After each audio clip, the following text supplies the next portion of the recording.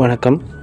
நம்ம அடுத்தபடியாக பார்க்கக்கூடிய நட்சத்திரங்கள்னு பார்த்திங்கன்னா பரணி, பூரம், பூராடம். இந்த 3 நட்சத்திரக்காரங்களும் இரவு 9 மணிலேருந்து 10 மணிக்குள்ளே பிப்ரவரி மாதம் 15ஆம் தேதி நீங்கள் சிவனை வழிபட்டு அந்த நேரத்தில் உங்கள் வேண்டுதலை வைக்கிறது மிக மிக ஒரு அற்புதமான விஷயம். முக்கியமாக தண்ணீர் வைக்கணும், தேங்காய் உடைச்சிருக்கணும், வெத்தலை, பாக்கு, பூ, விளக்கேற்றிருக்கணும். இந்த சமயத்தில் உங்கள் வேண்டுதல் வைக்கிறதுக்கு உகந்த நேரம் இது. 4 கால பூஜையும் பண்ணணும் அவசியமாக. அதில் கரெக்டாக நம்மளோட வழிபாடு பண்ணிகிட்டு கூட நம்ம வேண்டுதலை வைக்கிறது பார்த்திங்கன்னா 9லேருந்து 10க்குள்ளார வைக்கிறது மிக சிறப்பான விஷயம். ஏன்னா மற்ற நேரங்கள் ஃபுல்லாகவே ஓம் நமசிவாய நமகன்னு சொல்லிக்கிட்டே இருப்பீங்க.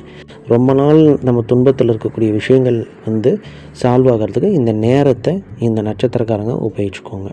ஆயில்யம், கேட்டை மற்றும் ரேவதி இந்த 3 நட்சத்திரக்காரங்களும் பார்த்திங்கன்னா நைட்டு 10லேருந்து 11 மணிக்குள்ளார உங்களோட வேண்டுதலை அதே மாதிரி வைக்கிறது நல்லது. இலையில் நெய் சாதம் வச்சுருங்க மற்றும் தேங்காய் உடைச்சிருக்கணும், பூ, பழம், வெத்தலை, பாக்கு, தீபம் ஏற்றிருக்கணும். 10லேருந்து 11க்குள்ளார உங்கள் மனதில் இருக்கக்கூடிய அத்தனை வேண்டுதலையும் வச்சு வழிபடுறது மிக சிறப்பான விஷயம். ரோகிணி, அஷ்டம், திருவோணம் இந்த 3 நட்சத்திர காலங்களும் 11லேருந்து 12க்குள்ளார சிவனை வழிபடுறது மிக மிக சிறப்பு. அதாவது வழிபடுறதுனா இப்போ தான் உங்களோட வேண்டுதல் வைக்கக்கூடிய நேரம். ஏன்னா சாயந்தரம் 6 மணிலேருந்து காலம் ஸ்டார்ட் ஆயிரும். இப்போ நீங்கள் தயிரால் சிவனுக்கு அபிஷேகம் பண்ணிகிட்ருக்க காலம் இந்த 11லேருந்து 12க்குள்ளார. இந்த நேரத்தில் நீங்கள் அதே மாதிரி இலையில் நெய் சாதம் வச்சுருக்கணும், தண்ணி வச்சுருக்கணும், விளக்கு இருக்கணும், பாக்கு, வெத்தலை சேர்ந்து இருக்கணும், அதே சமயம் பூக்கள் இருக்கணும், வில்வ இலைகளும் போட்டு நீங்கள் பூஜித்து வந்துட்டுருக்கணும். இந்த நேரத்தில் உங்களுடைய வேண்டுதலை ஒரு பேப்பரில் எழுதி வச்சு மனதார நல்லா வேண்டிக்கோங்க, உங்களுக்கு நல்லதே நடக்கும். பூசம், அனுஷம், உத்திரட்டாதி இந்த 3 நட்சத்திர காலங்களும் இரவு 12 மணிலேருந்து 1 மணிக்குள்ளார உங்களோட வேண்டுதலை வைக்கிறது ரொம்ப ரொம்ப சிறப்பான விஷயம். முக்கியமாக நீங்கள் நிறைய பூக்களை அன்றைக்கி வாங்கி வச்சுக்கோங்க. இந்த 12லேருந்து 1 மணிக்குள்ளார தேன் அபிஷேகத்தோடு சேர்ந்து இந்த நறுமணத்தை உங்களால் எவ்வளோ பூ வாங்க முடியுமோ வாங்கி நீங்கள் சிவனுக்கு படைங்க, அவ்வளோ நல்லது நடக்கும்.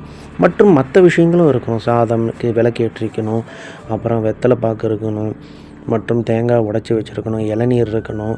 அதே சமயம் நேரத்தில் உங்களுக்கு என்ன மனதில் இருக்குதோ அதை நல்ல வேண்டுதல் வைக்கிறது ரொம்ப சிறப்பான விஷயம். ராகு நட்சத்திரமான திருவாதிரை, சதயம், சுவாதி இந்த 3 நட்சத்திரக்காரங்களும் அதோடு சேர்த்து கேதுவோட நட்சத்திரமான அஸ்வினி, மூலம், மகம் இந்த 3 நட்சத்திரம் மொத்தம் 6 நட்சத்திரக்காரங்களும் 9 மணிலேருந்து 10 மணி, அதாவது காலம் 2ன்னு சொல்லுவாங்க. இந்த காலம் 2 தான் 2வது பூஜை நடந்துகிட்ருக்கும்.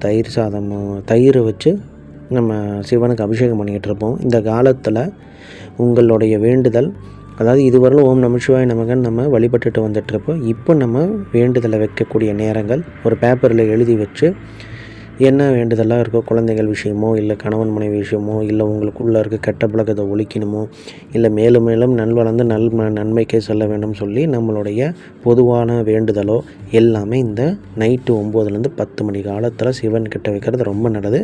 இந்த நேரத்தில் நெய் சாதம் கையால் பிசைஞ்சு வைங்க, வெற்றிலையில் பாக்கு உங்கள் கையால் வைங்க, பூ இருக்கணும், வில்வ இலையால் சிவனுக்கு உங்கள் கையால் அர்ச்சனை பண்ணுங்கள். அடுத்தது அங்கே விளக்கு இருக்கணும், தேங்காய் இருக்கணும், உடைச்சிருக்கணும், இளநீர் இருக்கணும், தண்ணீர் இருக்கணும். இதெல்லாம் மறந்துடாதீங்க. குறிப்பாக நீங்கள் சர்ப கிரகங்கள்னால எப்பயுமே சிவன் இருக்காருன்னா அவர் பின்னாடவே ஒரு நாகர் இருப்பார். அந்த நாகரை தொட்டு வணங்குங்க. அந்த நாகர் அவ்வளோ புனிதமாக இருக்கும். இந்த காலத்தில் மறக்காமல் நான் சொன்ன இந்த 6 நட்சத்திர காலங்களும் வாசுகியே நமக, ஆதிசேஷனே நமகன்னு சொல்லிவிட்டு அந்த இடத்துல அவங்களுக்கு உண்டான மரியாதைகளையும் கொடுத்து உங்களுடைய ஆசீர்வாதத்தை பெற்றுக்கோங்க. ஏன்னா சிவனுக்கு பால் அபிஷேகம் பண்ணும்போதோ, தயிர் அபிஷேகம் பண்ணும்போதோ, தேன் அபிஷேகம் பண்ணும் பொழுதோ, நெய் அபிஷேகம் பண்ணும் பொழுதோ அவர்களுக்கும் அது சமர்ப்பணம். அதனால் தவறாமல் நீங்கள் இதை பண்ணுங்கள். அவங்களுக்கு உண்டான மரியாதைகளும் கொடுங்க. உங்களுக்கு அவசியம் வீடு தேடி நல்ல விஷயங்களும் வரும். கண்ணில் பட்டாலும் அது உங்களுக்கு ஒரு நல்ல ஒரு விஷயங்கள் அமைய போகுதுன்னு அர்த்தம். உங்கள் வாழ்க்கையில் விடு மேலே வர போகிறீங்கன்னு அர்த்தம். நன்றி, வணக்கம்.